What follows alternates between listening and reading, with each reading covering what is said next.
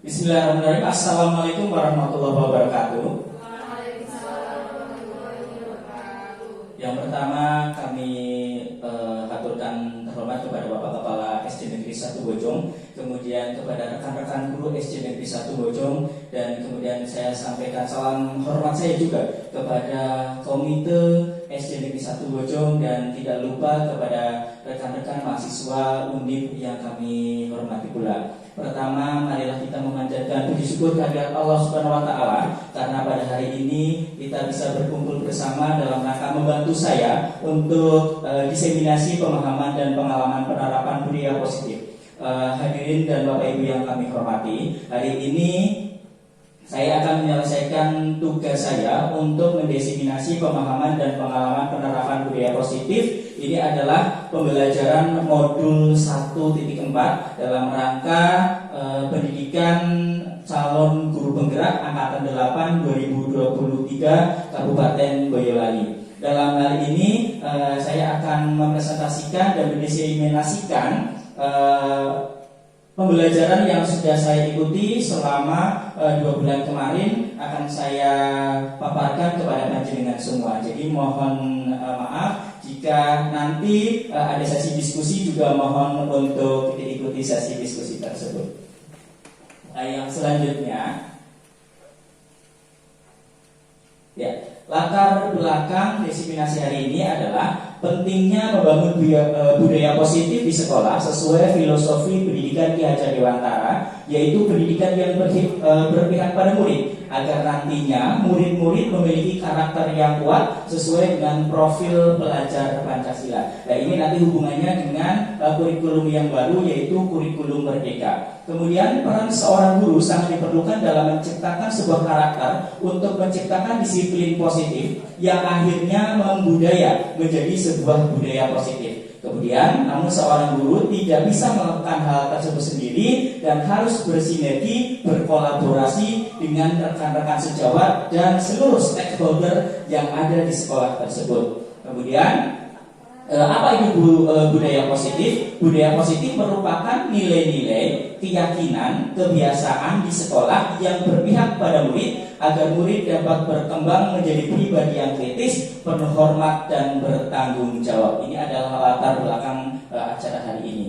Kemudian konsep utama modul budaya positif yang sudah dipelajari di modul 1.4, yaitu yang pertama adalah perubahan paradigma, kemudian yang kedua adalah disiplin positif, kemudian yang ketiga adalah kebutuhan dasar manusia, kemudian yang selanjutnya adalah motivasi perilaku manusia, selanjutnya adalah posisi kontrol atau restitusi, kemudian keyakinan kelas, dan yang terakhir adalah segitiga restitusi. Tetapi untuk kali ini saya tidak akan menjelaskan ini semua, hanya ada beberapa yang saya jelaskan karena waktunya juga tidak cukup.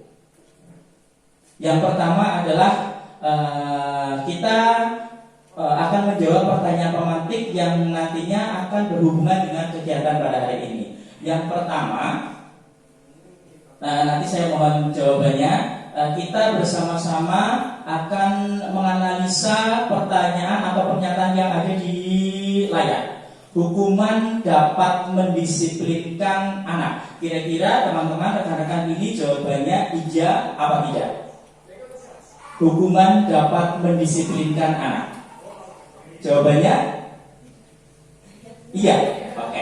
Oke, kita jawabannya iya dulu. Nanti jawaban kita ini salah apa betul nanti ada di selanjutnya. Kemudian yang selanjutnya, kegiatan ini bisa kita praktekkan pada anak didik kita atau teman-teman kita. Nanti cobalah Anda atau panjenengan semua berpasangan.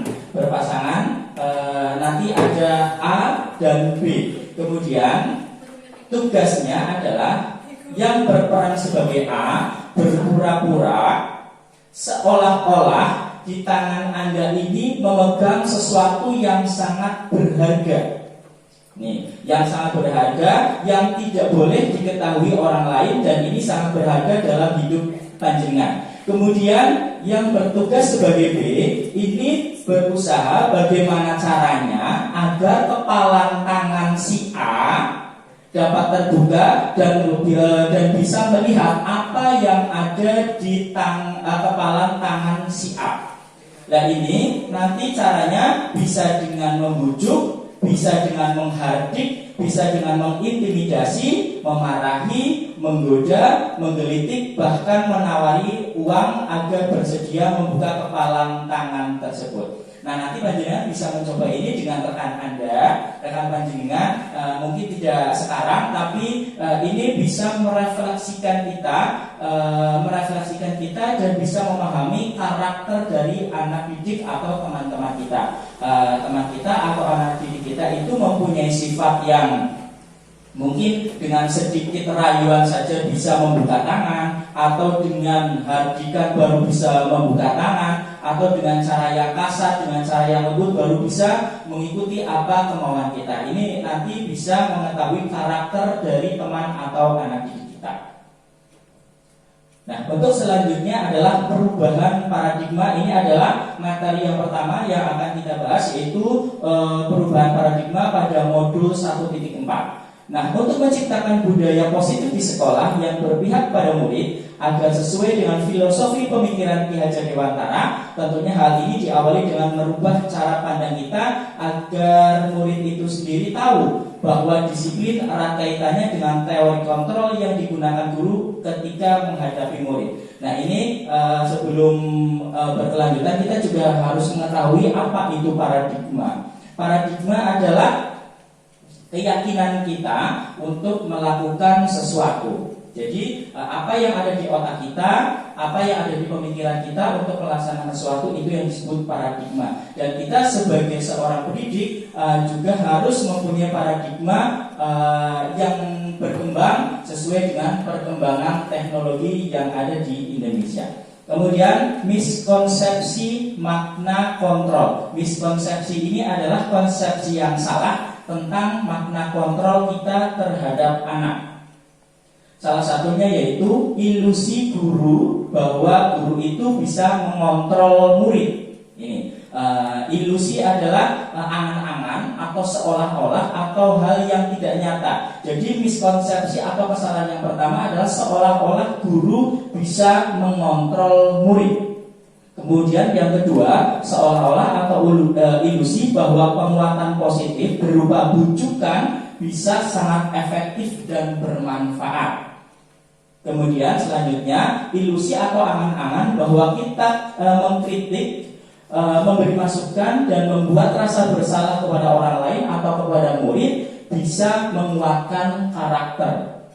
Selanjutnya, ilusi atau angan-angan bahwa orang dewasa itu berhak memaksa, karena kita sebagai pendidik seolah-olah kita bisa memaksa anak didik kita untuk mengikuti kemauan kita. Selanjutnya adalah disiplin positif. Ini disiplin positif adalah materi yang kedua yang ada di modul 1.4. Ini nanti kita akan bersama-sama juga menganalisa manakah yang lebih tepat. Yang pertama, disiplin merupakan sesuatu yang dilakukan seseorang pada orang lain untuk mendapatkan kepatuhan. Ini penjelasannya adalah bahwa kita tadi bisa memaksa orang lain untuk mematuhi aturan ataupun mematuhi perintah-perintah yang kita buat sendiri tanpa memperhatikan karakter dari orang yang kita suruh atau orang yang kita paksa untuk mematuhi aturan yang ada. Ini yang pertama. Kemudian yang kedua, disiplin merupakan sesuatu cara untuk mengontrol diri kita, menguasai diri kita untuk memilih tindakan yang mengacu pada nilai-nilai yang kita hargai. Ini berarti hubungannya dengan keyakinan yang ada pada diri kita untuk melakukan sesuatu yang kita yakini adalah itu sesuatu hal yang positif. Ini coba saya mohon bantuannya kepada teman-teman, kepada Bapak Ibu dan hadirin semua, manakah yang lebih tepat menurut pemikiran kita, manakah yang dimaksud dengan disiplin yang positif? Pertanyaan yang A atau pernyataan yang B? Yang mana? Yang B.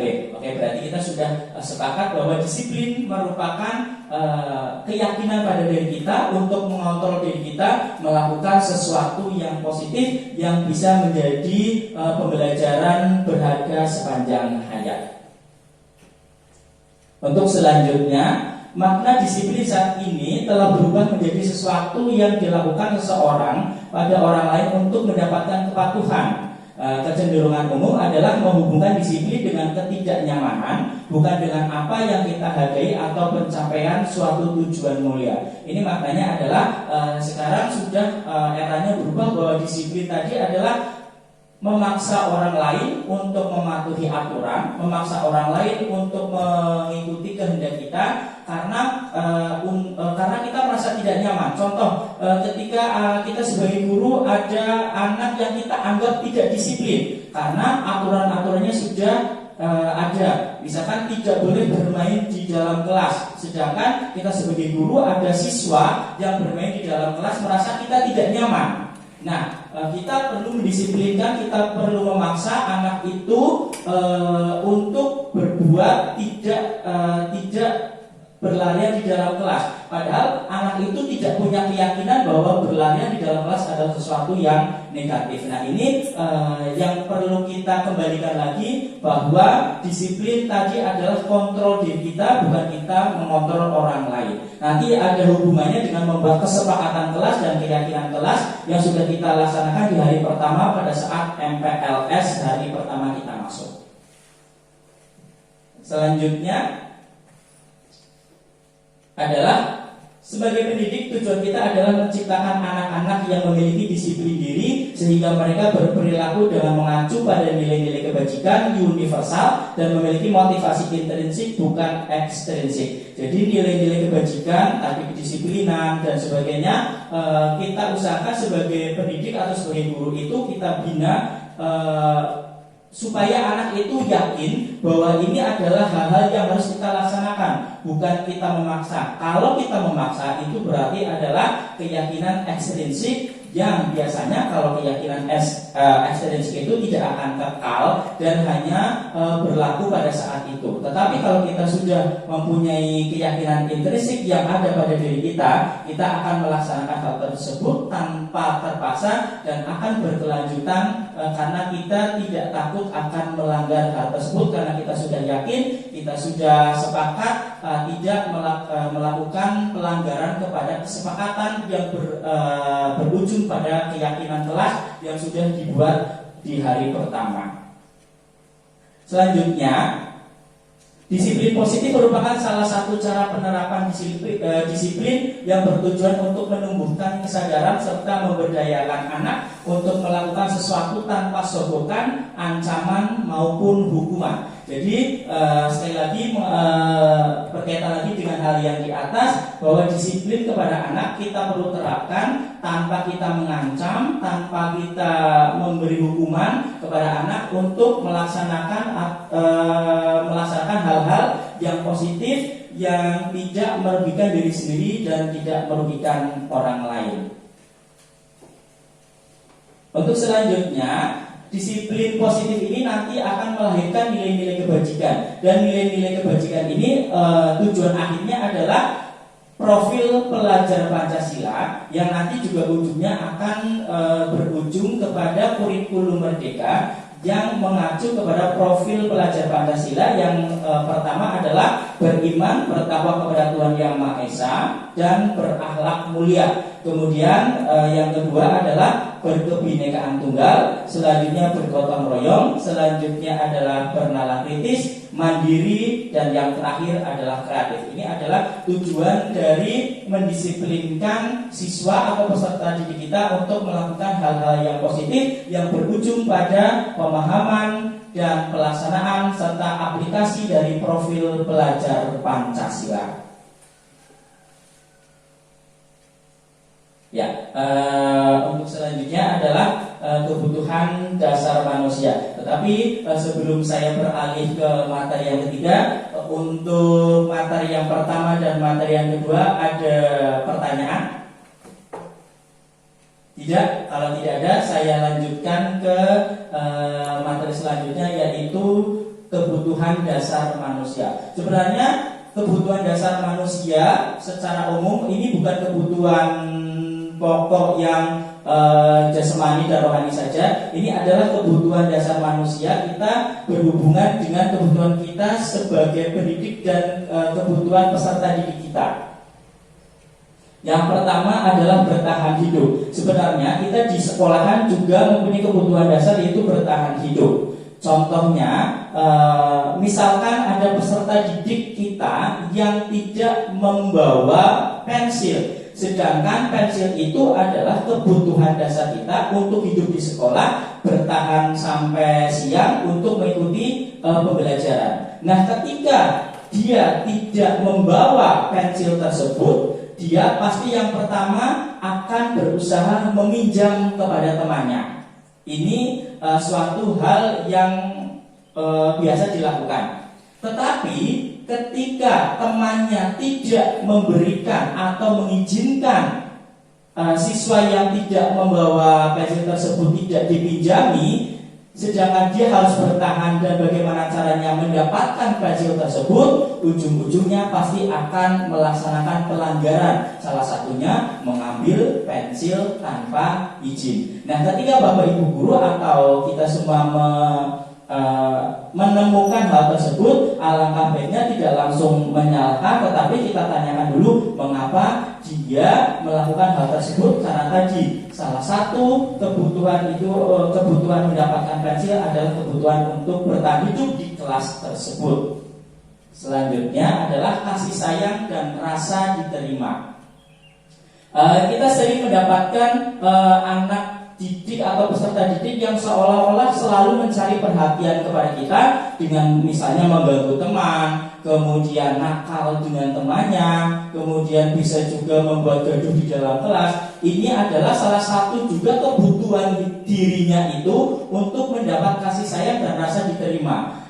Karena saya sendiri ini berkaca pada diri saya sendiri, kadang-kadang saya hanya konsentrasi kepada anak-anak yang kita anggap satu mempunyai prestasi yang baik, kemudian dua mengikuti pembelajaran dengan baik. Sedangkan misalkan ada peserta didik yang memang misalkan belum bisa membaca, kemudian memang tidak bisa menerima pembelajaran yang kita berikan, itu kadang-kadang kita sepelekan atau kadang-kadang malah kita dibiarkan saja karena anak itu sering membuat gaduh. Padahal membuat gaduh, nakal dengan temannya adalah salah satu cara anak tersebut untuk mendapatkan kebutuhannya, yaitu mendapatkan kasih sayang dan rasa diterima kita sebagai guru. Halo Pak Guru, halo Bu Guru, saya ada loh di sini.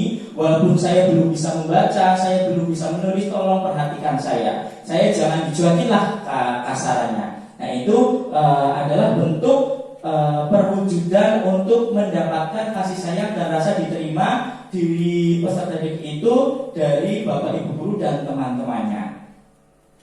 Untuk selanjutnya penguasaan. Nah, mungkin kita sadar atau tidak bahwa kita tidak sering, tetapi mungkin ada rasa dalam diri kita untuk menguasai teman-teman atau apa yang kita omongkan, apa yang kita perintahkan harus diikuti oleh orang lain. Tidak peduli orang lain merasa nyaman atau tidak, orang lain merasa sakit hati atau merasa terganggu atau tidak. Yang penting dia bisa mengikuti apa yang kita omongkan. Salah satunya dengan kasar, misalkan awas kalau tidak, misalkan ayo temani aku ke toilet, kalau tidak nanti akan saya pukul dan sebagainya. Nah, pelanggaran-pelanggaran ini juga salah satu anak untuk mendapatkan kebutuhan hidupnya, yaitu kebutuhan penguasaan. Jadi setiap orang pasti juga ingin diterima, setelah diterima juga ingin mendapatkan kekuasaan. Selanjutnya adalah kebebasan. Kita juga sebagai manusia ingin bebas. Kadang-kadang kita merasa tidak nyaman. Kadang-kadang kita sebagai guru terlalu mengekang kepada siswa. Ayo duduknya yang betul. Kemudian tangannya di atas meja. kemudian duduknya menghadap Pak Guru dan sebagainya. Ini adalah ada anak yang memang karakternya itu ingin bebas, tidak terikat bahwa tangannya harus di atas meja, kemudian duduknya harus selalu berada di tempat itu, ingin berpindah dan sebagainya. Ada karakter anak yang seperti itu. Nah, ketika kebebasan itu tidak didapatkan oleh anak, ya biasanya tadi ada yang jalan-jalan, kemudian ada yang berbicara sendiri. Itu adalah salah satu cara juga mereka untuk mendapatkan kebutuhan yang dibutuhkan oleh anak tersebut. Selanjutnya adalah kesenangan. Ini kesenangan juga berkaitan juga dengan kebebasan. Ketika anak tersebut sudah merasa bebas, pasti dia juga akan merasa senang. Tetapi dengan aturan-aturan yang ada, ada anak yang merasa di dalam kelas itu tidak senang, karena mungkin di dalam kelas itu harus tertib. Anak di dalam kelas itu harus mendengarkan ketika Pak Guru mengajar. Nah, ini anak tersebut merasa tidak senang. Senangnya adalah ketika anak tersebut melakukan aktivitas fisik. Jadi anak tersebut merasa senang jika jalan-jalan, kemudian ngobrol dengan temannya, kemudian juga jalan dengan temannya, itu merasa senang. Nah, ini anak-anak tersebut juga sedang mencari kebutuhan hidupnya, yaitu kebutuhan untuk mendapatkan kesenangan. Selanjutnya, kebutuhan-kebutuhan anak tersebut kita sebagai guru tentunya harus bisa mengaplikasikan atau memberikan ruang yang cukup kepada anak didik kita untuk bisa mendapatkan kebutuhan dasar tersebut yang 5 tadi. Nah, tetapi masih dalam koridor atau masih dalam tahap-tahap yang positif. Ketika ada anak yang ingin mendapatkan perhatian, tentu saja kita harus adil kepada anak didik kita. Ada yang bisa menulis, ada yang tidak bisa menulis untuk kelas yang rendah. Kita juga membagi perhatian kepada mereka. Kemudian ketika ada anak yang melanggar kesepakatan atau melanggar aturan, berarti mereka mungkin merasa tidak mendapatkan kebutuhannya. Jadi tentu saja tidak kita salahkan. Akan lebih baiknya kita tanya dulu mengapa anak itu melakukan hal tersebut. Kemudian seorang pakar Gleason mengungkapkan bahwa kapasitas untuk merubah apa yang ada dalam diri kita, jika kita dapat mengidentifikasi kebutuhan apa yang mendorong perilaku kita, maka perubahan perilaku positif dapat dimulai dengan mencari solusi untuk memenuhi kebutuhan tertentu dengan cara yang positif. Ini tadi misalkan ada anak yang sering berbicara sendiri di dalam kelas, ada anak yang sering bercanda di dalam kelas, tidak memperhatikan. Kita cari solusinya, tentu saja solusi yang positif yang tidak mengacuhkan atau tidak mengesampingkan dari kebutuhan-kebutuhan siswa yang lain. Selanjutnya adalah motivasi perilaku manusia, adalah bab yang selanjutnya, yaitu di bab 4 pada modul 1.4, motivasi perilaku manusia. Motivasi adalah merupakan dorongan yang timbul pada diri seseorang secara sadar atau tidak sadar untuk melakukan suatu tindakan dengan tujuan tertentu. Kemudian Jan Gosen dalam bukunya Structuring School Discipline menyatakan ada 3 alasan motivasi perilaku manusia. Jadi di dalam bukunya Jan Gosen sudah mencari atau menemukan penelitian bahwa ada 3 alasan motivasi perilaku manusia. Di antaranya yang pertama adalah menghindari ketidaknyamanan atau hukuman. Yang kedua, mendapatkan imbalan atau penghargaan dari orang lain. Kemudian menghargai nilai-nilai kebajikan diri sendiri. Jadi menghindari ketidaknyamanan atau hukuman. Jadi kita melaksanakan sesuatu atau melakukan suatu hal itu agar kita terhindar dari hukuman atau terhindar dari ketidaknyamanan, karena kita akan mendapatkan sanksi. Contoh ringan saja, ketika hari Senin kita tidak memakai seragam yang ditentukan. Tentunya kita dari rumah akan merasa was-was, akan merasa khawatir. lah nanti saya mendapatkan hukuman karena saya tidak bersepatu hitam. Saya nanti akan mendapatkan hukuman ketika saya tidak memakai seragam merah putih. Nah, untuk menghindari tersebut, maka secara terpaksa, kalaupun kita tidak suka memakai pakaian merah putih, saya ingin memakai baju pesta Pak Guru ke sekolahan. Nah, ini kan berarti melanggar. Tetapi ini tidak dilakukan karena nanti pasti ketika saya melakukan ini akan mendapatkan hukuman. Begitu juga saya akan tidak suka memakai sepatu warna hitam. Saya sukanya sepatu warna pink misalkan. Tetapi karena itu suatu aturan, maka kita melaksanakan hal tersebut walaupun di dalam diri kita, saya melakukan ini juga tidak yakin bahwa saya suka. Saya hanya melakukan ini hanya untuk terhindar dari hukuman saja. Kemudian mendapatkan imbalan atau penghargaan dari orang lain. Ini juga salah satu kadang-kadang kodrat manusia juga ingin dihargai orang lain. Ketika kita melaksanakan sesuatu, kita ingin mendapatkan imbalan atau penghargaan dari orang lain, minimal pujian. Contoh, ketika saya selalu berangkat sekolah paling awal, tujuannya mungkin di dalam diri saya ingin mendapatkan pertama mungkin pujian dari Bapak Kepala Sekolah, yang kedua ingin mendapatkan penghargaan dari teman-teman. Wah, Pak Joko ini ternyata luar biasa, tidak pernah terlambat, selalu datang pertama. Nah, di dalam diri saya kan puas, alhamdulillah saya mendapatkan pujian. Kemudian nanti suatu saat ketika anak selalu mengerjakan tugas tepat waktu. Misalkan kita sudah nanti anak yang selalu mengerjakan tepat waktu akan Pak Guru beri hadiah. Nah, tujuan mereka juga salah satu tujuan itu adalah mendapatkan imbalan atau penghargaan dari orang lain. Selanjutnya menghargai nilai-nilai kebijakan diri sendiri. Nah, ini adalah motivasi yang sangat mulia yang sudah meyakini atau diyakini dan mendarah daging pada diri kita bahwa saya berangkat sekolah tepat waktu. Ya, memang tugas kita sebagai seorang guru memberikan keteladanan kepada siswa bahwa saya seorang guru harus disiplin tepat waktu, kemudian berpakaian juga yang pantas dan sebagainya, karena kita sebagai seorang guru adalah juga menjadi figur idaman bagi para muridnya bahwa oh, Pak Guru itu kok selalu berpakaian rapi, keren dan sebagainya. Oh, saya ingin seperti Pak Guru itu, saya akan berpakaian yang rapi, saya akan memakai seragam yang sesuai dan sebagainya. Kemudian ketika kita melihat Bu Guru, wah, Bu Guru itu kok pakaiannya rapi, selalu fresh, selalu tersenyum, kelihatan cantik, kelihatan sumringah, ramah. Mungkin anak-anak yang wah, itu Bu Guru itu kok seperti itu ya, menyenangkan sekali, saya akan menjadi seperti Bu Guru itu. Saya akan berpenampilan rapi, selalu tersenyum dan tidak pernah nakal kepada temannya. Ini adalah menghargai nilai-nilai kebajikan pada diri sendiri. Dan ini untuk yang nomor 1 dan nomor 2 itu adalah motivasi secara ekstrinsik atau dari luar. Kemudian yang nomor 3 adalah motivasi dari dalam diri kita, yaitu motivasi intrinsik. Nah, ini selanjutnya murid melakukan disiplin diri karena ia takut dihukum. Ini merupakan motivasi eksternal atau motivasi dari luar.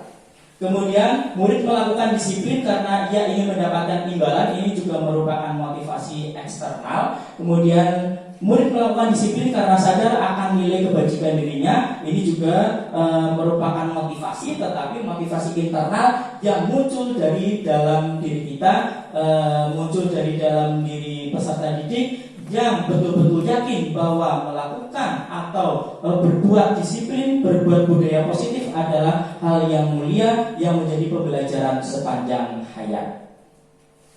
Untuk selanjutnya, konsep disiplin dengan identitas gagal. Maksudnya ini identitas gagal ini kadang-kadang adalah identitas yang menurut kita tadi ilusi bahwa ini adalah betul, tetapi sebenarnya ini adalah tidak kurang tepat. Salah satunya memberi hukuman. Ketika anak melanggar atau tidak disiplin, kita beri hukuman. Ini membuat disiplin ini menjadi gagal. Mengapa? Karena hukuman itu menyakitkan.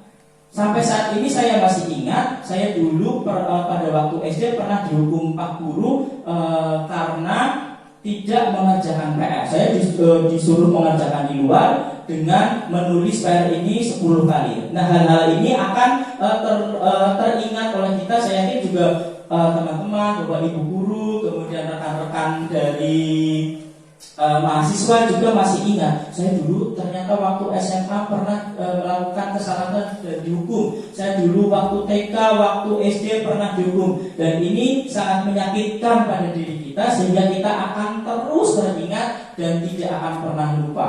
Kemudian hukuman itu juga murid merasa takut.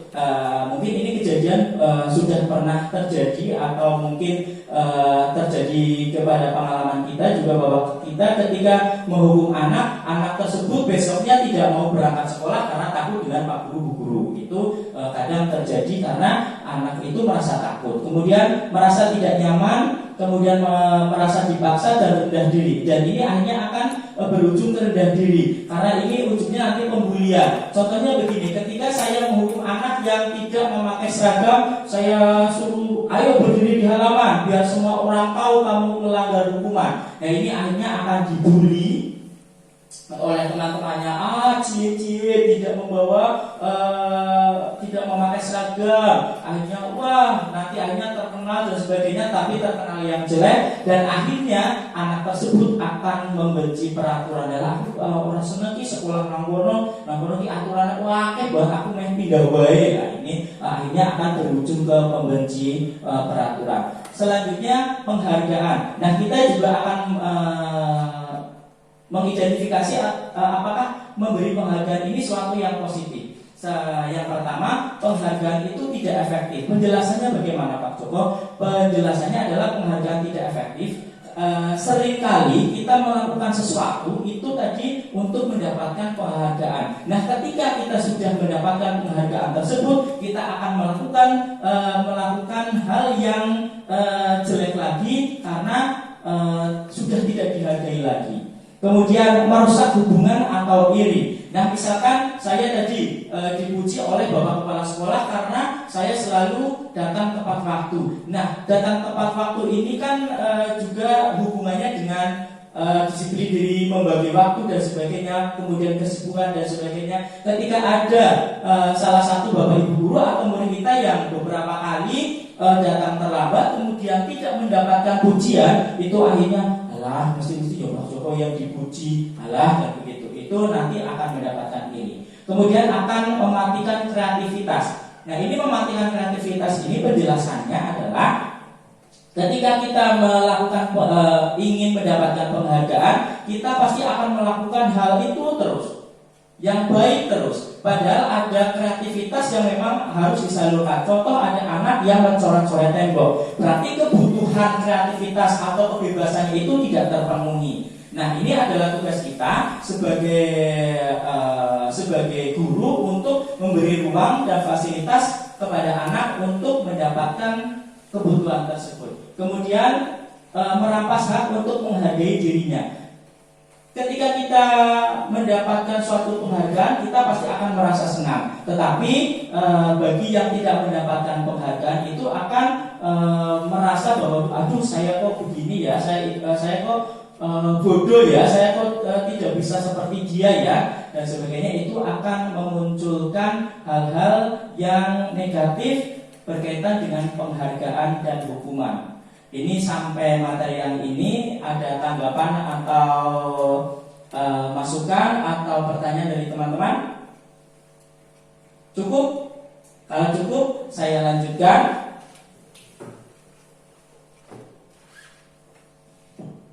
Nah, ini selanjutnya adalah penjelasan konsep disiplin dengan identitas yang sukses. Nah, ini identitas yang sukses ini adalah penerapan disiplin yang bisa memberikan efek positif kepada anak. Yang pertama adalah konsekuensi. Tapi sebelum kita beralih untuk mengidentifikasi ini, kita juga harus paham dulu apa itu konsekuensi. Mungkin ada yang bisa memberi tanggapan konsekuensi adalah apa? Konsekuensi. Mungkin ada yang paham apa itu konsekuensi? Bu Rizya? Konsekuensi itu ketika kita mungkin ya Pak ya, ketika kita melakukan sesuatu mungkin belum sesuai dengan aturan, ada hal yang harus kita tanggung jawabkan. seperti itu mungkin konsekuensi. Ya, terima kasih. Ini tadi saya juga sudah mencari apa itu konsekuensi, dan betul sekali apa yang sudah disampaikan Bu Risa, bahwa konsekuensi adalah sesuatu yang akan kita dapatkan ketika kita melakukan sesuatu. Nah, ini konsekuensi yang pertama. Ketika pendisiplinan dengan konsekuensi ini juga positif, tetapi penguatannya jangka pendek. Jadi ketika kita sudah mendapatkan konsekuensi itu, ya sudah, berangkatnya siang aja, kita sudah mendapatkan yang kemarin gitu. Perlu monitoring berkelanjutan, kemudian stimulus respon, murid menghormati peraturan, kehilangan waktu untuk memenuhi kesalahan. Karena kenapa kehilangan waktu untuk memenuhi kesalahan? Karena konsekuensi itu adalah penguatannya jangka pendek. Kemudian restitusi. Nanti restitusi apa? Restitusi nanti ada penjelasannya di bawah. Dengan penerapan restitusi ini anak atau murid menjadi bertanggung jawab untuk perilakunya. Kemudian fokus pada pemecahan masalah jangka panjang. Kemudian murid menghormati dirinya dan orang lain. Kemudian teori kontrol, memegang dirinya bahwa yakin tadi kontrol diri itu ada pada diri kita sendiri. Kemudian murid menjadi bersemangat untuk memperbaiki kesalahan. Ini adalah konsep penerapan disiplin dengan identitas sukses atau yang akhirnya berujung positif. Nah, untuk selanjutnya, apa itu perbedaan hukuman dan konsekuensi? Tadi konsekuensi sudah dijelaskan oleh Bu Risa dan betul. Mungkin dari teman-teman mahasiswa ada yang bisa berpendapat apa itu hukuman? Monggo. Ya, Mbak, silakan. Ya, silakan, Mbak, apa itu hukuman? Mungkin ini kita sharing saja. Menurut saya hukuman itu lebih ke peraturan, cuman kalau peraturan itu kan boleh ditaati. Kalau hukuman itu kalau ada murid melanggar sesuatu terus kita kasih akibat, tapi akibatnya itu bukan dari konsekuensi, tapi udah ditentuin gitu. Oh ya, terima kasih beri kelas yang luar biasa untuk kali kita. Nah, betul. Tadi saya juga sebelum kesini saya juga sudah searching apa itu hukuman. Betul. Hukuman itu adalah juga merupakan akibat ketika kita melanggar peraturan, tetapi yang negatif karena akibatnya itu sudah ditentukan dan kita memaksa anak itu untuk melakukan hal yang kita inginkan akibat dari melanggar aturan. Yang pertama, hukuman sesuatu yang menyakitkan harus terjadi. Contoh tadi, menyakitkan, malu, kemudian merasa rendah diri dan sebagainya, itu sangat menyakitkan pada diri kita. Kemudian yang selanjutnya, konsekuensi sesuatu yang harus terjadi. Tetapi terjadi ini adalah akibat dari kita melanggar aturan. Kemudian selanjutnya, hukuman itu membuat anak sakit fisik maupun hati dalam jangka waktu lama. Tadi mendapatkan hukuman itu selalu teringat di dalam diri kita. Wah, dulu saya pernah dihukum, saya dulu pernah ini, saya malu. Kemudian mungkin juga zaman sekolah saya dulu anak dipukul oleh pak guru dan sebagainya. Itu hal yang wajar, tetapi itu akan membekas. Oh, saya dulu pernah dipukul oleh pak ini, kemudian akhirnya di sebelah sini saya luka dan sebagainya. Ini akan membekas fisik maupun di dalam hati.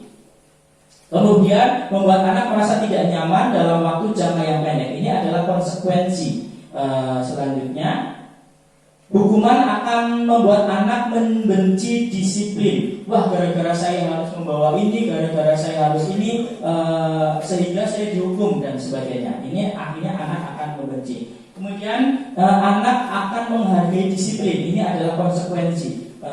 Mengapa konsekuensi itu perlu? Supaya anak menghargai disiplin, bahwa ketika saya tidak melakukan hal ini, saya akan mendapatkan atau saya pasti akan mendapatkan sesuatu akibat dari ketidakdisiplinan saya.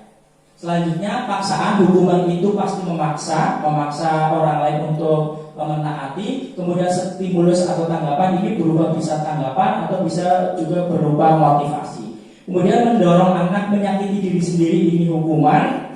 Kemudian mendorong anak agar mudah menyesuaikan diri, ini adalah konsekuensi. Selanjutnya, hukuman juga bisa membuat konsep diri yang buruk. Kemudian ini kebalikannya, kalau konsekuensi membuat konsep diri yang baik. Kemudian hukuman, anak belajar untuk menyembunyikan kesalahan karena anak tersebut merasa takut ketika kita melakukan kesalahan, kita akan berupaya untuk menutupi kesalahan tersebut supaya tidak mendapatkan hukuman. Kemudian dengan konsekuensi anak akan belajar mematuhi aturan. Kemudian dengan hukuman akan menimbulkan rasa marah pada diri anak, rasa bersalah, tadi dipermalukan, merasa tidak dihargai, dan akhirnya akan rendah diri, dan akhirnya ujung-ujungnya nanti akan tidak menghargai dirinya sendiri. Kemudian anak, kalau konsekuensi, anak akan kehilangan hak. Misalkan konsekuensinya ketika tidak mengerjakan PR, konsekuensinya anak mengerjakan PR susulan, tapi ketika jam istirahat itu nanti kan anak kehilangan hak untuk istirahat. Ini salah satu contohnya. Kemudian contoh kasus murid tidak mengerjakan PR. Hukuman, guru menghukum murid, kemudian guru memberikan konsekuensi berupa hukuman, guru marah sehingga murid takut, konsekuensinya guru tegas dan siswa menghormati peraturan, dan sedangkan restitusi adalah guru terbuka dan murid menghormati dirinya dan orang lain. Selanjutnya, ini saya akan minta tanggapan dari teman-teman. Ketika tindakan guru menyuruh siswa mencatat 100 kali di dalam buku kalimat "saya tidak akan terlambat lagi karena terlambat sekolah", ini hukuman atau konsekuensi, teman-teman? Hukuman atau konsekuensi? Hukuman. Kemudian lari mengelilingi lapangan basket 2 kali karena terlambat hari di sekolah, hukuman atau konsekuensi? Hukuman. Kemudian murid diminta push up 15 kali karena tidak menggunakan masker, hukuman. Menggantikan kertas tugas teman yang telah dicoret-coret, konsekuensi. Membersihkan tumpahan air di meja tulis karena tersenggol pada saat belajar, konsekuensi. Murid disuruh untuk mengenakan sepatu seharian di sekolah karena tidak mengenakan sepatu hitam. Murid disuruh untuk, ini saya salah. Murid disuruh untuk tidak mengenakan sepatu seharian. Jadi copot sepatu seharian, hukuman atau konsekuensi? Hukuman. Kemudian lari mengelilingi lapangan basket 2 kali karena terlambat 10 menit untuk pelajaran PJOK. Baca-baca hukuman. Hukuman. Ya, ini sudah kita pelajari bersama. Nah, ini hukuman,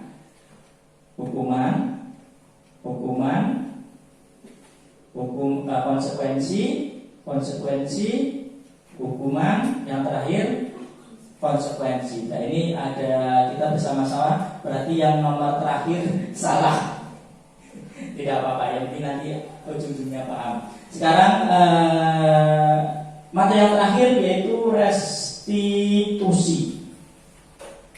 Restitusi adalah proses penciptaan kondisi bagi murid untuk memperbaiki kesalahan mereka sehingga mereka bisa kembali pada kelompok mereka dengan karakter yang lebih kuat. Kemudian restitusi juga merupakan proses kolaboratif yang mengajarkan murid untuk mencari solusi untuk masalah mereka dan membantu murid berpikir tentang orang seperti apa yang mereka inginkan dan bagaimana mereka harus memperlakukan orang lain. Nah, ini kita sebagai murid, sebagai guru sebenarnya mempunyai 5 posisi kontrol. Nah, nanti setelah kita belajar ini bersama-sama, kita akan tahu posisi kita sebagai guru itu masih posisi yang mana. Yang pertama, posisi guru itu adalah sebagai penghukum, kemudian pembuat rasa bersalah. Selanjutnya adalah posisi kita adalah teman. Selanjutnya adalah pemantau, dan terakhir adalah manajer. Nanti ketika kita bersama-sama sudah belajar 5 posisi kontrol ini, kita bisa menilai diri kita ini ada di posisi yang mana. Nah, ini akan saya tampilkan video, nanti bersama-sama akan kita saksikan, dan setelah ini kita pasti akan yakin, oh, saya ada di posisi ini.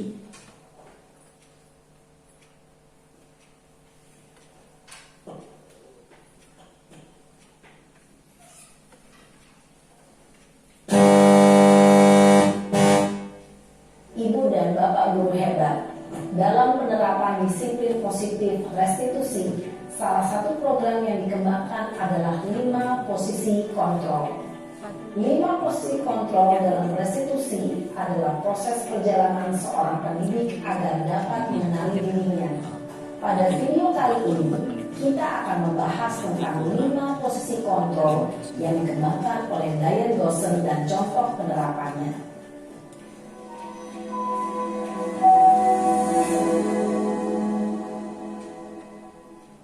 Lima posisi kontrol itu adalah: 1. Posisi penghukum. 2. Posisi pembuat merasa bersalah. 3. Posisi teman. 4. Posisi pemantau atau monitor. Dan 5. Posisi manajer. Untuk lebih memahami kelima posisi tersebut, mari kita saksikan kasus Naren yang terlambat hadir 20 menit di sekolah dan melihat bagaimana kelima posisi kontrol dalam menghadapi masalah tersebut.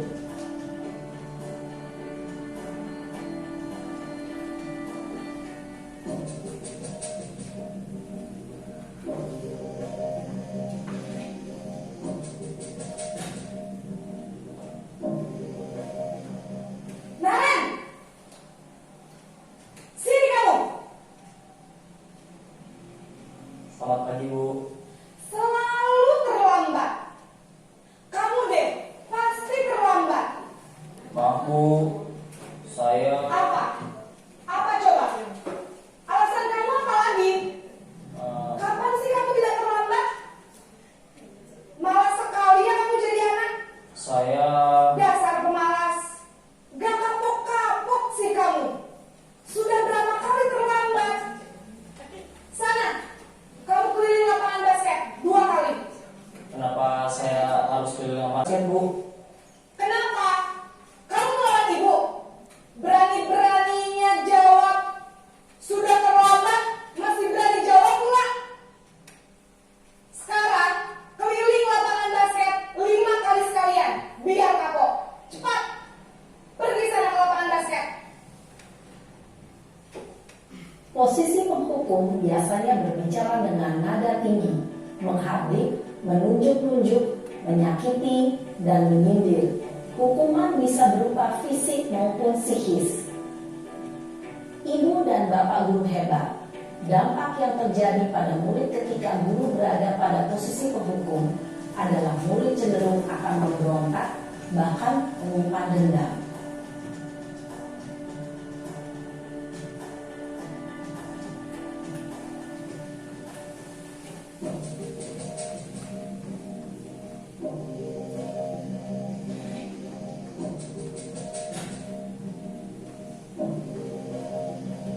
Naren!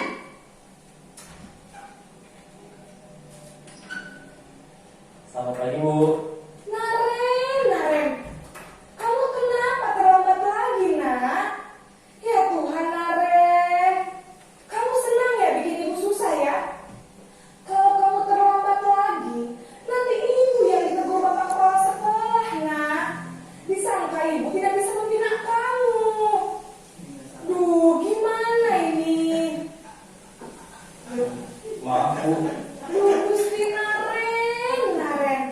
Kamu susah ya kalau ibu ditegur bapak kepala sekolah. Terus, sekarang ibu harus tulis apa yang di buku absen? Ini kamu sudah sering terlambat loh. Ibu harus apa coba? Maaf, Bu. Maaf sekali. Ya sudah, lain kali jangan bikin ibu susah lagi ya nak ya. Ibu tidak akan kuat lagi kalau kamu begini terus. Bisa jantungan kalau ibu tegur bapak kepala sekolah. Sana cepat ke kelas. Maaf ya, Bu. Maaf sekali. Posisi pembuat rasa bersalah berbicara dengan nada tenang, cenderung lembut. Namun kata-kata yang diutarakan membuat murid merasa menjadi orang yang gagal, memandang buruk dirinya sendiri, merasa tidak berharga, dan tidak sanggup membahagiakan orang lain. Ketika guru mengambil posisi pembuat rasa bersalah, murid akan menganggap dirinya yang bersalah dan ia akan menyimpan emosi negatif tersebut di dalam dirinya.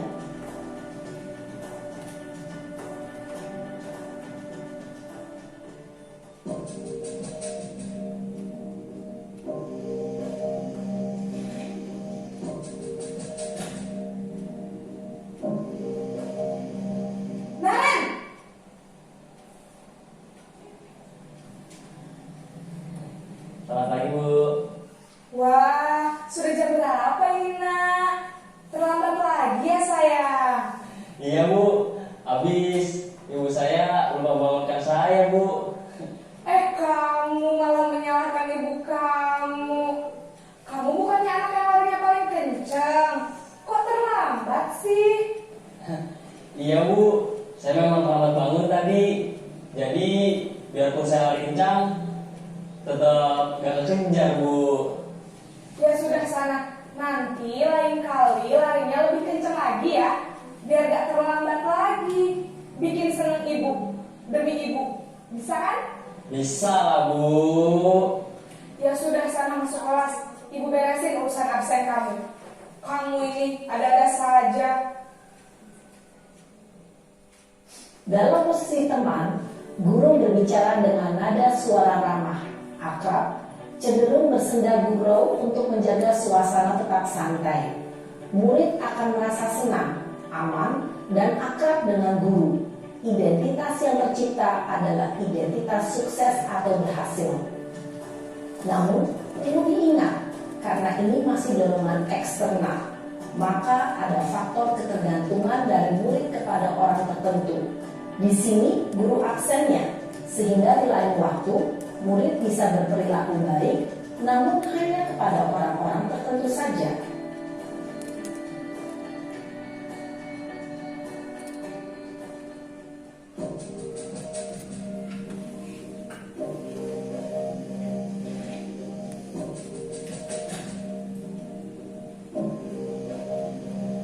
Naren!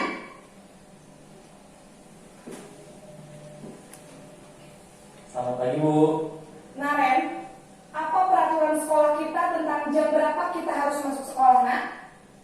Kita harus di sekolah jam 7, Bu. Iya betul, sekarang sudah jam 7.20. Naren sudah tahu konsekuensinya jika terlambat hadir. Paham, Bu. Saya harus tinggal kelas pas jam istirahat selama 20 menit. Iya benar, konsekuensinya demikian. Jadi nanti jam 9.30 pas istirahat, kamu harus tinggal di kelas, kerjakan tugas tambahan untuk ketertinggalan kamu, ya? Baik, Bu. Posisi pemantau mengandalkan penghitungan atau data untuk mengontrol murid. Guru mengarahkan murid berdasarkan peraturan dan konsekuensi. Seorang pemantau menunjukkan bahasa tubuh dan ekspresi wajah yang datar dan cenderung formal.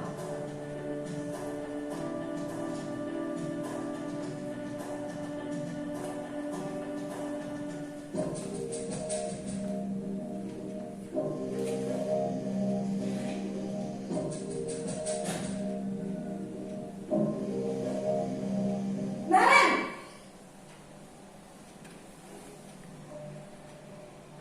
Selamat pagi, Bu. Selamat pagi, Naren. Maaf, Bu. Saya terlambat. Iya, sekolah masuknya jam 7, sekarang sudah jam 7.20.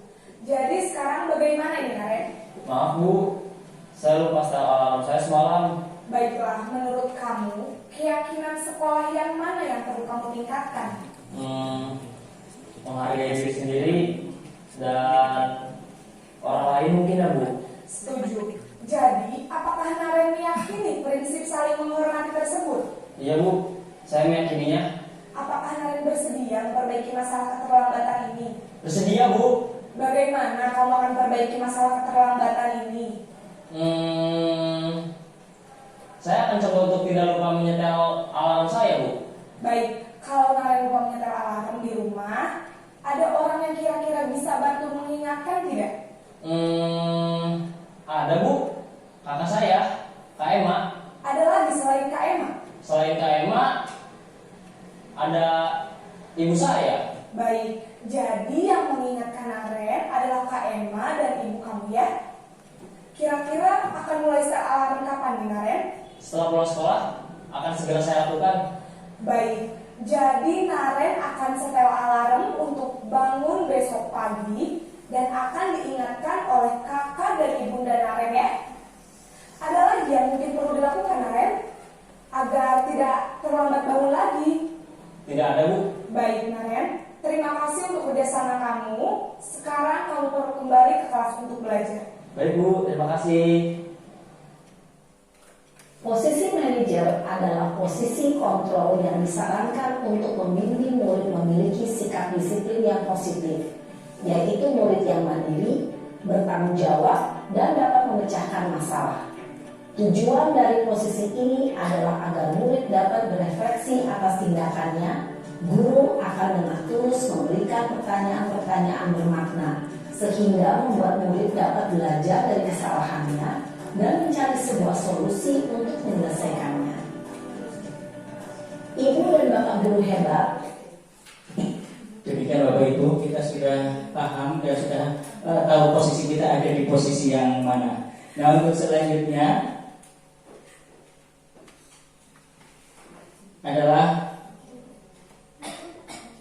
membuat keyakinan kelas. Keyakinan kelas ini adalah berawal dari membuat kesepakatan kelas. Ini kesepakatan kelas sudah kita buat dari pertama kita masuk.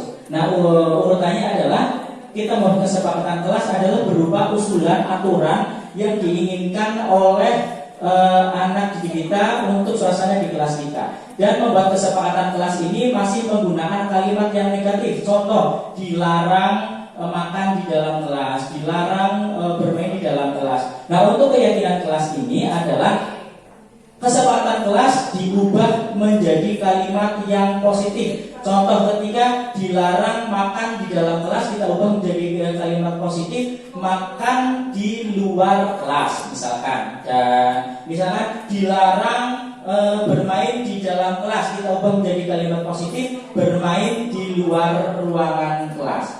Nah, ini selanjutnya. Kemudian salah satu langkah untuk mewujudkan disiplin positif di kelas adalah membuat keyakinan kelas. Keyakinan kelas adalah keyakinan pada diri siswa untuk melaksanakan aturan-aturan yang disepakati dalam pembuatan kesepakatan kelas.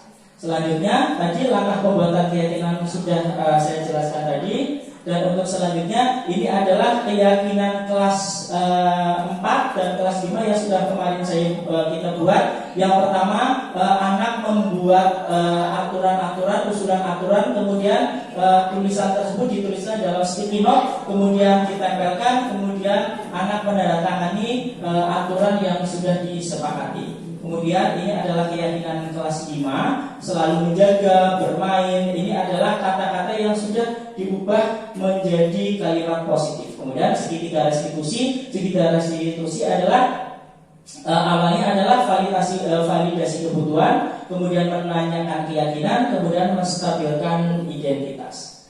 Nah, selanjutnya menstabilkan identitas bertujuan untuk mengubah identitas anak dari orang yang gagal karena melakukan kesalahan menjadi orang yang sukses. Kemudian bertujuan untuk membantu murid mengenali basic need atau kebutuhan dasar yang ingin dipenuhi ketika melakukan kesalahan. Selanjutnya menanyakan keyakinan bertujuan agar anak melihat kesalahannya dihubungkan dengan norma sosial dan nilai-nilai yang mendasari manusia berinteraksi dengan orang lain.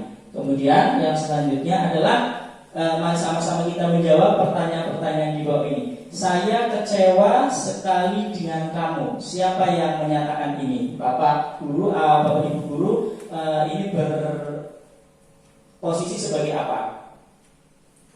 Membuat rasa bersalah. Kemudian kamu tidak pernah benar melakukannya. Posisinya sebagai penghukum. Kemudian ayolah lakukan demi ibu atau bapak, ini posisinya adalah teman. Kemudian apakah kamu mau mendapatkan stiker bintang hari ini? Ini posisi pemantau. Kemudian bagaimana kamu bisa menyelesaikan masalah ini? Ini adalah posisi manajer. Kemudian kamu selalu yang paling terakhir, ini adalah penghukum. Kemudian yang terakhir adalah terima kasih. Nah ini Bapak Ibu guru, saya minta satu rekan saya untuk memberikan tanggapan apa yang sudah saya pelajari. Mudah-mudahan ini akan bisa membawa kebaikan terutama pada diri saya sendiri, dan nanti saya harapkan untuk kebaikan ini menyebar kepada teman-teman yang ada di sekolah ini. Bu Risya, Bu Yuli, Bu Wiji, Pak Nyamin yang memberikan tanggapan tentang kegiatan hari ini yang sudah saya pelajari di modul 1.4. Monggo, saya minta kesediaannya. Monggo Bu Risa.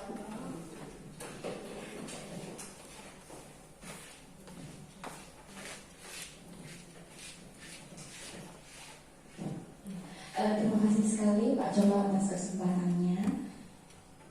Untuk materi kali ini berkaitan dengan disiplin positif dan keyakinan kelas. Materi ini sangat bermanfaat bagi kita, terutama sebagai guru kelas. Yang mulanya mungkin saya sendiri itu cenderung bersikap sebagai teman, Pak. Nah, mungkin saya bisa rubah dalam diri saya dari hasil pengalaman Bapak tadi untuk menjadi seorang manajer ya Pak. Manajer bagi anak-anak kelas, anak-anak nanti di kelas saya. Itu akan membawa perubahan yang insya Allah positif bagi saya dan bagi rekan-rekan guru saya. Jadi materi yang Bapak sampaikan ini sudah sangat bagus dan sudah memberikan inspirasi bagi kami sebagai seorang guru untuk melakukan yang lebih baik lagi ke depannya. Semoga untuk adik-adik mahasiswa juga bisa menerapkan dan mengembangkan ilmunya mungkin kelak kalau berhadapan dengan anaknya sendiri nanti ya, karena bukan guru dari jurusan guru seperti itu Pak. Jadi intinya yang Bapak sampaikan dapat kami terima dengan baik dan insya Allah dapat menjadikan kami sebagai guru yang lebih baik lagi ke depannya untuk menerapkan disiplin positif dan keyakinan kelas bagi kami dan anak-anak didik kami. Terima kasih.